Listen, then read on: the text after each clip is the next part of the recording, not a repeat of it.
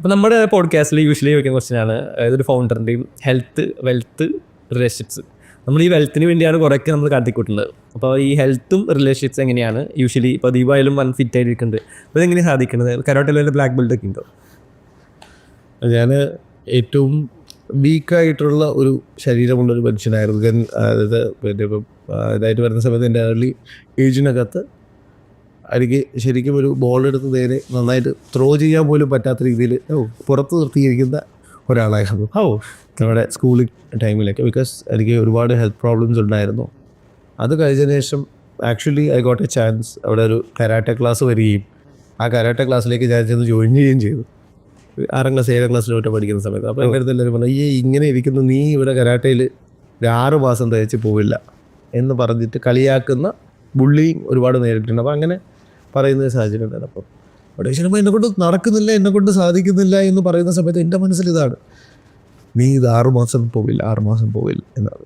And eventually അത് ഓരോ ഇതായിട്ട് മുമ്പിലേക്ക് പോയിട്ട് ഞാനൊരു 6 വർഷം കഴിഞ്ഞ സമയത്ത് ആദ്യമായിട്ട് ബ്ലാക്ക് ബെൽറ്റ് എടുക്കുന്നത് ആയിരുന്നു. അതിനുശേഷം പിന്നെ ഒരു 2 കരാട്ടെ ക്ലാസ്സൊക്കെ ഇടുന്നുണ്ട്. ഈ പ്രോഗ്രാമിങ് കാര്യങ്ങളൊക്കെ ഇത് ബാംഗ്ലൂരിലേക്ക് പോകുന്നതിന് മുമ്പ് എനിക്ക് അവിടെ 2 കരാട്ടെ ക്ലാസ്സൊക്കെ ഉണ്ടായിരുന്നു. അപ്പോൾ എൻ്റെ കോറായിട്ടുള്ള പല സ്ഥലങ്ങളിൽ ഈ പെർസെവറൻസ് ഇങ്ങനത്തെ ഓരോ കാര്യങ്ങളും ഉണ്ടാക്കിയ ഒരു ചേഞ്ച് എന്ന് പറയുന്ന ഈ ഒരു മാർഷ്യൽ ആർട്സ് എന്ന് പറയുന്നൊരു എക്സ്പോഷർ തന്നെയായിരുന്നു. ബിക്കോസ് നമുക്ക് ഒരു കാര്യം ചെയ്തു പോകാൻ നേരം നമുക്ക് വരുന്നൊരു സെൽഫ് കോൺഫിഡൻസ് ഉണ്ട്. അത് നമ്മുടെ ഒരു ഹെൽത്ത് അതിന് വളരെ പ്രധാനപ്പെട്ടൊരു ഘടകമാണ്. അപ്പോൾ അത് ഒരുപാട് വർഷം കഴിഞ്ഞ ശേഷം പിന്നെ ഞാൻ ബാംഗ്ലൂർ പോയി അവിടെ ആ ഒരു IT അല്ലെങ്കിൽ ഇങ്ങനത്തെ ഒരു ഇതിലേക്കായിട്ട് പോകുന്ന സമയത്ത് പിന്നെ അതിനകത്തുനിന്ന് മൊത്തത്തിൽ ഡിസ്കണക്റ്റഡ് ആയിരുന്നു. ദെൻ കെയിം ബാക്ക് ഒരു 4-5 വർഷം മുമ്പ് തിരിച്ച് എനിക്ക് ആ ഒരു മാർഷ്യൽ ആർട്സും എൻ്റെ കൂട്ടത്തിൽ കൊണ്ടുപോകണം എന്ന് തീരുമാനിക്കുകയും അപ്പോൾ വെയിറ്റൊക്കെ ഓവർ വെയിറ്റായി ഇങ്ങനെ പോകുന്ന സ്ഥലത്തുനിന്ന് ഒരു തിരിച്ച് വരുന്നൊരു സാഹചര്യം ഉണ്ടായി. വീണ്ടും ഇപ്പോൾ ഞാനത് കണ്ടിന്യൂ ചെയ്ത് കൊണ്ടുപോകുന്നുണ്ട്. ഇപ്പോഴത്തെ ഒരു ദീപിൻ്റെ ഒരു day to day morning life എങ്ങനെയാണ് സ്റ്റാർട്ട് ചെയ്യുന്നത്? മോർണിംഗ് ഒരു 5:30 ഒക്കെ ആകുന്ന സമയത്ത് ഇത് ചെയ്യും. അപ്പം ഞാൻ എപ്പോഴും ചെയ്യാന്ന് പറയുന്നത് എന്നെ തന്നെ I will put into situations where I have to be discipline. കാര്യം ഒട്ടും ഡിസിപ്ലിൻ ഇല്ലാത്ത ഒരാളാണ് ഞാൻ. അപ്പോൾ തീർത്തും ആ ഒരു ഫ്ലോയിൽ പോവുക എന്ന് പറയുന്ന സാധനത്തിൽ ഇപ്പോൾ മിക്കവാറും രാത്രികളിൽ ചർച്ച രാവിലെ 2 മണി 3 മണി 5 മണി വരെ പോകുന്ന ആരൊക്കെയാണോ എൻ്റെ ചുറ്റും ഇരിക്കുന്ന അവരുമായിട്ട് എൻജോയ് ചെയ്തിട്ട് പോകുന്ന ഒരു ഫ്ലോ ആയിരുന്നു എൻ്റെ ലൈഫിനകത്ത്. പക്ഷേ ഇപ്പോൾ നമുക്ക് ഡിസിപ്ലിൻ ആവാനായിട്ടുള്ള കുറേ സിറ്റുവേഷൻസ് ചുറ്റുമെട്ടും നമ്മൾ ഒരുപാട് പേര് ഒരുമിച്ച് ചേർന്നിട്ട് നമുക്ക് എങ്ങനെ ഇപ്പോഴത്തെ രാവിലെ ഇപ്പോൾ എടുക്കാൻ നമുക്കൊരു കമ്മ്യൂണിറ്റി ഉണ്ട് ഫോർ ഹെൽത്ത് ആൻഡ് ഫിറ്റ്നസ് അല്ലെങ്കിൽ ഇങ്ങനത്തെ കാര്യങ്ങൾ ഡിസിപ്ലിൻ ആവുക. അപ്പോൾ രാവിലെ ഉറക്കം എഴുന്നേറ്റ് കഴിഞ്ഞാൽ കുറച്ച് നേരം ഇപ്പം വെള്ളം കുടിക്കുക, 1 ലിറ്റർ വെള്ളം കുടിക്കണം. അത് കഴിഞ്ഞിട്ട് പുസ്തകം വായിക്കണം. ആൻഡ് ദെൻ ജിമ്മിൽ പോകുന്നുണ്ട്.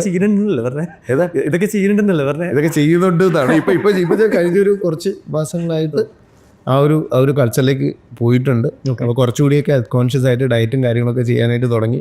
കാര്യം ഫിറ്റ് ആയിട്ടുണ്ട്.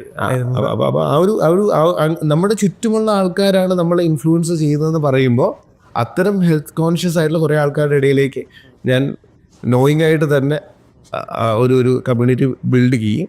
അവരുടെ ഒരു ഡയറക്ഷനിലൂടെ ഇപ്പോൾ പോയിക്കൊണ്ടിരിക്കുകയാണ്. അപ്പോൾ രാവിലെ കറക്റ്റായിട്ട് ജിമ്മിൽ പോകുന്നുണ്ട്. ഒരു ട്രെയിനറും ഉണ്ട്.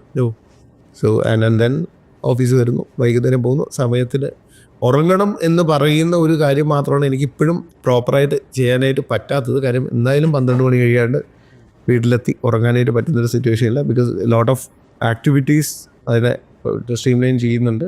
പക്ഷെ പരമാവധി ഇപ്പോൾ നേരത്തെ ഒരു 6 മണിക്കൂറെങ്കിലും ഉറങ്ങുക എന്ന് പറയുന്ന ഒരു സ്ട്രിക്റ്റ് ആയിട്ടുള്ളൊരു സ്ഥലത്തേക്ക് വന്നിട്ടുണ്ട്. ഇത്രയും കാലം അങ്ങനെ ഒരു ഉറക്കത്തിൻ്റെ ഒരു പ്രോബ്ലമാണ് എനിക്ക് ബേസിക് ആയിട്ടുള്ളത്.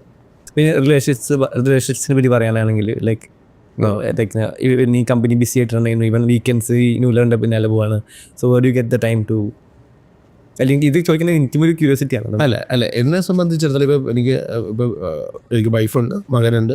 അപ്പോൾ അവരുമായിട്ട് നമ്മൾ സമയം സ്പെൻഡ് ചെയ്യുന്ന സമയത്ത് നമ്മൾ ക്വാളിറ്റി ടൈം സ്പെൻഡ് ചെയ്യണം എന്നുള്ളതാണ്. സോ വി വിൽ ബി ഇപ്പോൾ എവിടെയാണോ നിൽക്കുന്നത് B present in that place. അപ്പോൾ ഇപ്പം പിന്നെ ഹൺഡ്രഡ്സ് ഓഫ് പീപ്പിൾ ഒരാഴ്ചയിൽ നമ്മൾ നോക്കുകയാണെങ്കിൽ എനിക്ക് ഒരു പരിചയമില്ലാത്ത കുറേ ആൾക്കാരെ വെച്ചിട്ടാണ്. ഇപ്പോൾ 40,000-ഓളം കുട്ടികൾ മ്യൂലറിനകത്തുണ്ട്.